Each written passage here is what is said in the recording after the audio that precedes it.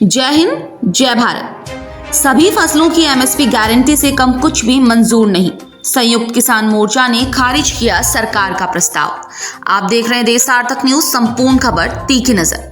न्यूनतम समर्थन मूल्य में खरीद पर गारंटी समेत तमाम मांगों को लेकर किसान सड़कों पर उतरे हैं। सरकार और किसान नेताओं के बीच चौथे राउंड की बातचीत भी फेल हो गई है। आपको बता दें कि संयुक्त किसान मोर्चा ने केंद्र सरकार के एमएसपी के प्रस्ताव को खारिज कर दिया है। केंद्र सरकार की तरफ से कथित रूप से एमएसपी पर 5 साल के कॉन्ट्रैक्ट का प्रस्ताव दिया गया था, लेकिन इसे खारिज करते हुए किसान नेताओं ने कहा कि उन्हें एमएसपी गारंटी से कम कुछ भी मंजूर नहीं है। पंजाब और हरियाणा को विभाजित करने वाले शंभू बॉर्डर पर मुख्य तौर पर धरना देने वाले 2 बड़े किसान संगठन हैं।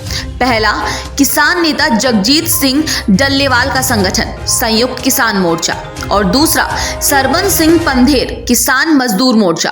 फिलहाल सरकार जिन किसान संगठनों से बात कर रही है वो अलग है।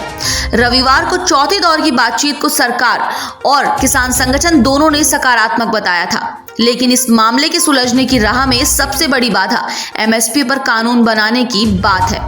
लेकिन सरकार ने हल निकालने की कोशिश के तहत किसानों को एक प्रस्ताव दिया और प्रस्ताव के अनुसार सरकार मक्का, तूर, अरहर, उड़द और कपास की फसल को एमएसपी पर 5 साल तक खरीदेगी और एनसीसीएफ और एनएफईडी जैसे कोऑपरेटिव सोसाइटी किसानों के साथ करार करेगी।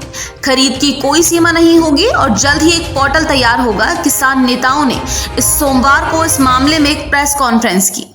उन्होंने बताया कि मीडिया रिपोर्ट्स के आधार पर उन्हें पता चला है कि केंद्र सरकार एमएसपी पर अध्यादेश लाने की योजना बना रही है। किसानों के संगठन संयुक्त किसान मोर्चा ने कहा कि उन्हें एमएसपी गारंटी से अब कुछ भी कम मंजूर नहीं है। किसान मोर्चा ने कहा कि स्वामीनाथन आयोग ने 2006 में अपनी रिपोर्ट में केंद्र सरकार को C2+50% के आधार पर एमएसपी देने का सुझाव दिया था। बयान में यह भी कहा गया है कि किसान इसी के आधार पर तमाम फसलों पर वह एमएसपी की गारंटी चाहते हैं। इसके जरिए किसान अपनी फसल एक फिक्स्ड कीमत पर बेच सकेंगे और उन्हें नुकसान नहीं उठाना पड़ेगा। आपको बता दें कि अजय मिश्रा टेनी उत्तर प्रदेश की लखीमपुर खीरी लोकसभा सीट से बीजेपी के सांसद हैं। वह केंद्रीय गृह राज्य मंत्री हैं। उनका और उनके बेटे का नाम लखीमपुर खीरी कांड से भी जुड़ा हुआ था। ऐसी ही महत्वपूर्ण खबरों को जानने के लिए देखते रहिए देश सार्थक न्यूज।